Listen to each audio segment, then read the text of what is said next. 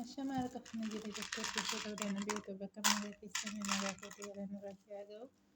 Arras immoo gacallee alaabaa abbaa gadaa kan qabadhe isinii dhufee marsattidha kan jechuudha. Akkamitti akka hojjetamu afaan yuutuubiitti yaalaa gochuun dagatinaa na waliin taasisaniin jedhu.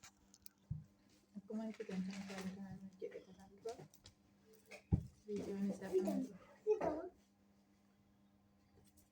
viidiyoon isaa kanaan dura irra hin jira. Kunneen kan manatti hojjetee suuqii kan geejjiba kennu jechuudha. Warra suuqii jechuudha. Kanaaf baay'isee hojjeta jechuudha. Kun kanneen duraan hojjete kan sadii nan hojjete kan argitan kana.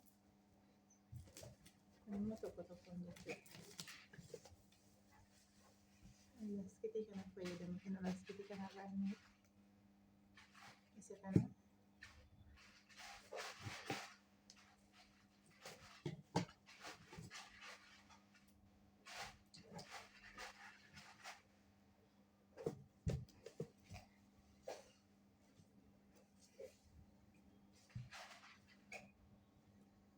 Dursa baqallee gurraacha jirra.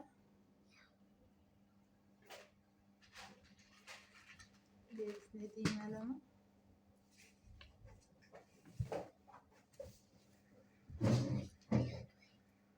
Adii lama.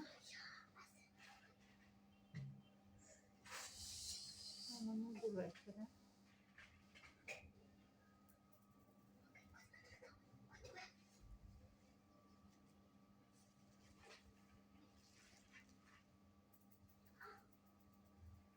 Isin aga barbaadanii diruu dandeettu jechuudha. Ana kanatti kan diree malee isin ofii keessanii aga barbaadanii diruu dandeettu.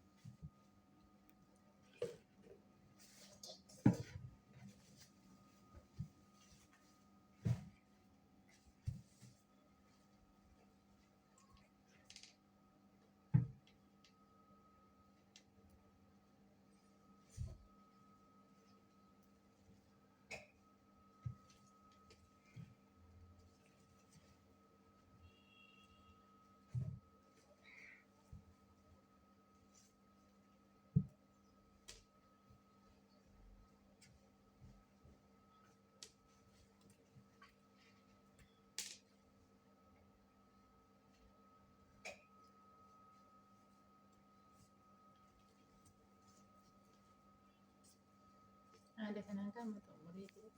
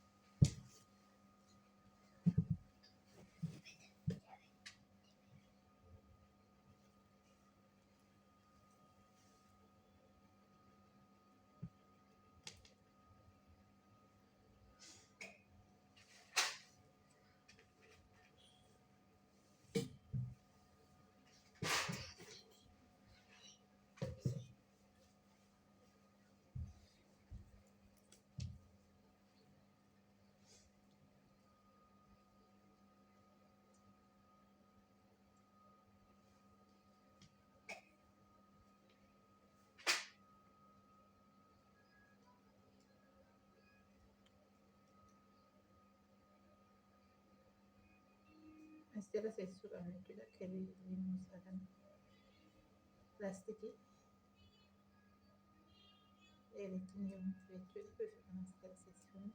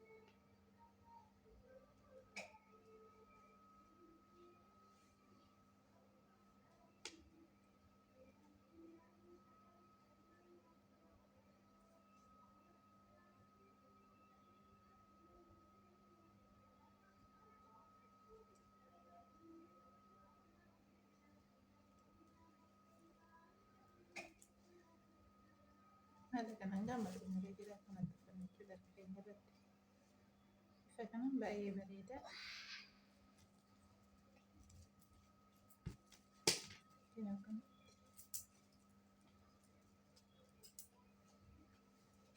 Tokko tokko natti kan jira san immoo lama lamaan jira. Bifa kanaan jechuudha jechuudha. Video kana nagaa walitti deemuuti nagaa naa ta'a. Inni jira YouTube keessa share gochuun dagatina nagaa naa ta'a.